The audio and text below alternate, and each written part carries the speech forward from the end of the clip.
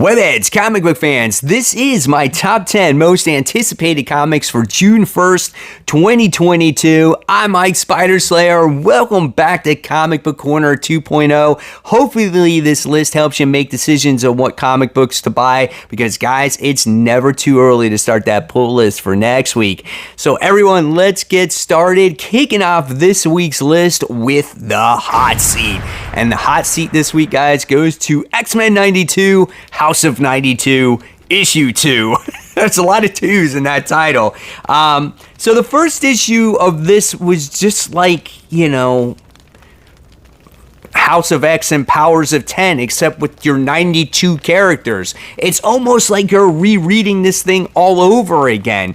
And so I was like, wow, is this going to take a different path or is this going to stay on the same path? So I wasn't so intrigued by the first issue. It's like, oh, I kind of already know what's going on, except I'm rereading it with like different artwork. And there was a little bit of a twist because Jubilee was in there.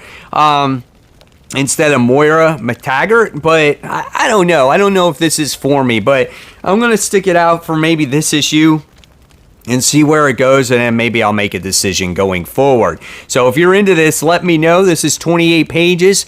This is $4. All right, book that's on the rise. You might be surprised at this. Justice League Road to Dark Crisis. This is issue 1. Now, a lot of you guys told me, like, wow, I can't believe you didn't like the death of the Justice League, Mike. And it's not that I didn't like it. I just felt that the book was just unemotional. And yes, we all know that these characters are not really dead or they're going to come back, but I feel like it had to have some more emotion to it. But it doesn't mean that I'm not excited for what's to come with this event of Dark Crisis. And this is kind of the road to it before everything, I guess, basically kicks off.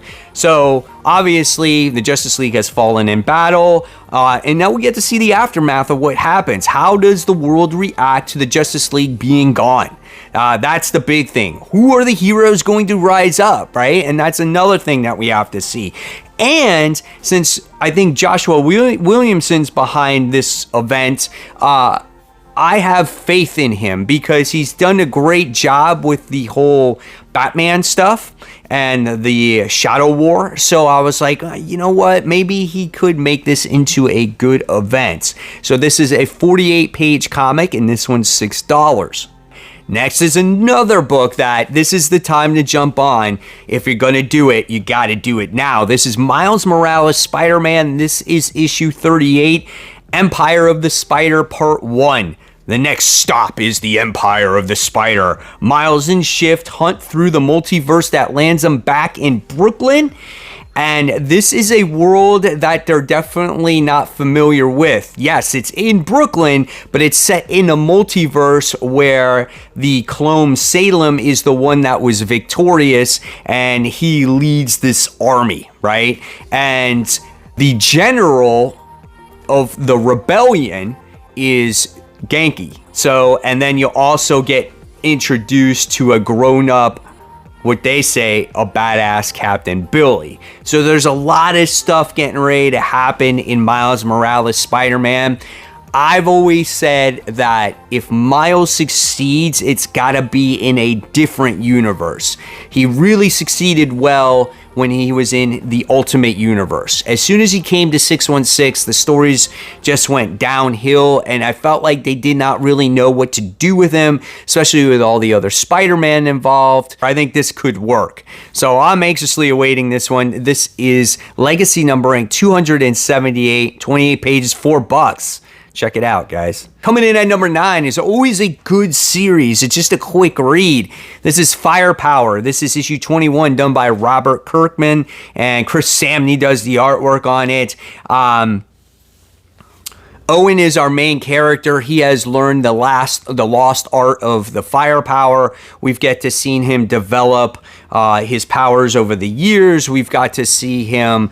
We learned about his family. We get to see him learn about his enemies, and it's all led up to them, and now they're battling against this dragon, and now they're assembling all the masters together so they can defeat this huge ass dragon.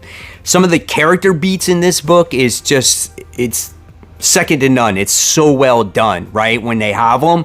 And I love the artwork, and I love when this book is grounded. I'm very interested to see, though, how long this book does go on for, and when this story arc is over, what are the plans going forward with, you know, Robert Kirkman's firepower. But great series, guys. Definitely a must read. Coming in at number 8, speaking of Joshua Williamson, this is the Shadow War Omega issue 1, which is otherwise known as the conclusion to the story. How many of you guys out there have enjoyed this Shadow War? I definitely have. I've enjoyed every single issue. Some obviously better than others. Some artwork has been better than others. But man, when you read that first issue, was your mind not blown? I'm looking forward to the end of this. All shit has hit the fan. The most recent issue I have read is Deathstroke has lost somebody himself close to him. And obviously, it's kind of like a revenge thing since, you know, Talia lost Roz. This book is 48 pages, $6. Coming in at number 7, this is the Scorched. This is issue 6. So this book has been great. There's all these Spawn characters that are teaming up to doing battle, and now there's only supposed to be one Hellspawn at a time that exists at a time. They're not meant to work alongside one another, so putting too many spawns together is a recipe for disaster. And what's gonna happen with this? I don't know, man. This book has been like balls to the walls action. The artwork has been really good as well. So if you love action, if you love great artwork, the Scorched is for you, and the price is only $2.99. And this one is 28 pages, where some of the other Spawn books are actually 24 pages. Moving forward now to number 6. We have the Nice House on the Lake. This is issue 9.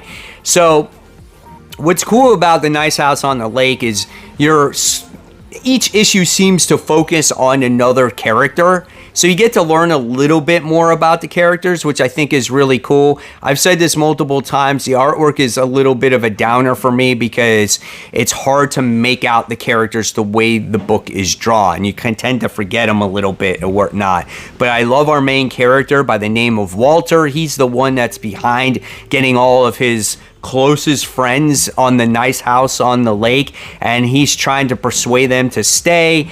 There's supposedly this apocalyptic situation that has happened outside of the house, and he's keeping someone hostage inside another house. So man, it's so much fun. I love the Nice House on the Lake. Very well written. 32 pages, $4.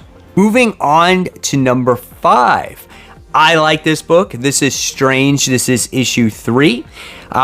So right now, Clea is the one that's taking over for Doctor Strange. She is the Sorcerer Supreme, and her goal in this book is try to get Doctor Strange back. That's the whole motive behind this book, right? And in the meantime, there's some things that are going wrong in New York City. The Supernatural's trying to take over. She feels like that maybe she's been trying to be too soft, and now you're going to see the full wrath of Clea in this issue. And she's not as forgiving as Stephen Strange is. You know, she is the niece of Dormammu, and she's the Sorcerer Supreme of the Dark Dimension. So when she gets pissed off, you see it in the artwork here, and she looks gorgeous. I love how demonic she gets and how dark she is. And this is a great read. This is well written by Jed MacKay, and I definitely recommend it. So this one is legacy numbering 419, 28 pages, and this one is a $4 comic book. So now we move on to number 4. And man, it's been a hot minute since this book has come out. This is Ghost Rider issue 3. This is written by Benjamin Percy. Johnny Blaze is back. He was in this town called Hayden Falls, where it was like the Ghost Rider was suppressed in him, like someone hid it inside of him. And now it's come out, and he doesn't know how to control this power. He doesn't know when the Spirit of Vengeance comes out.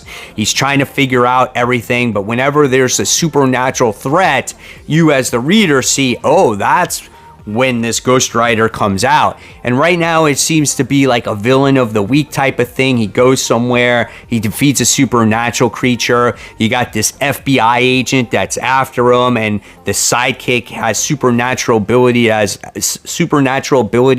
as well, where she sees dark things that happens to people. Pretty dark, man. I think Benjamin Percy's doing a great job on this book. Legacy numbering 249, 28 pages, $4. Don't pass this up. If you love horror, this is definitely worth the read. They have first, second, freaking third prints of the first issue.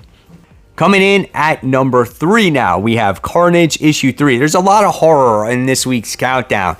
So you get the theme that, yes, I do love horror books, you know, especially when they're written well. So we have basically Carnage in this series, who does not have a host, but he takes around, he has this guy that's tagging along with him that idolizes him, and he's just like, you know what, I'm gonna bring you along and see if maybe you are worthy being a host. But technically right now, Carnage does not need a host. He's tapping into Hydro Man and other villains' abilities to, I guess, stay alive. So he took Hydro Man's hydro molecules and used it to feed himself, and he gave himself like extra powers, right? Last issue, he wound up going into the Spot, and it looks like he's going to take the Spot's power somehow, maybe to transport or teleport or whatnot. This just seems like a super villain Spider-Man horror book, right? And the detective that was investigating Carnage and the murders that was going on in this book as well, actually has received powers from Carnage, because he feels that him and Carnage have something in common, that, you know, which is kind of weird, because the guy that idolizes him, Carnage takes him along, but he doesn't feel like he's worthy of Carnage's power. So it's kind of weird, man. But it's a great book. It's very dark. Love the artwork in here.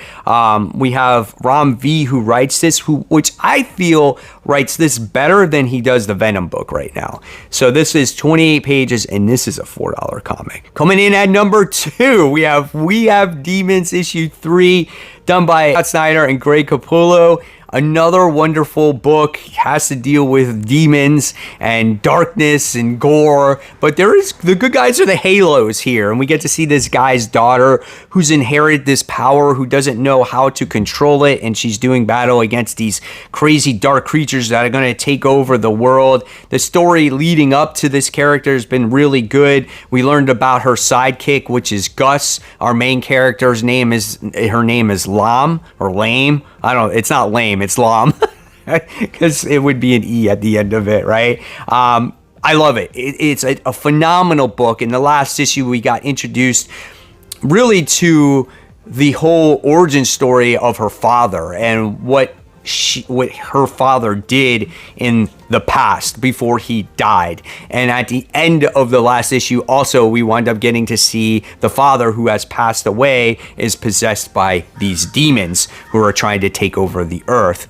Really great story. And if you love Greg Capullo's artwork, man, you're going to be in for a visual masterpiece. This is phenomenally drawn. Great book. 40 pages, $5, and you get 40 pages worth of story here. So well done.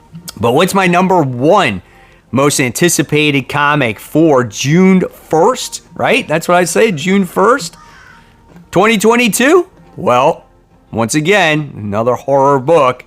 This is The Closet. This is issue 1, written by James Tynion IV, just when he thought he could not do another book. This is another one where this guy is moving across country and dragging the past along with him, and his son Jamie is seeing monsters in the bedroom closet, and he won't let them go.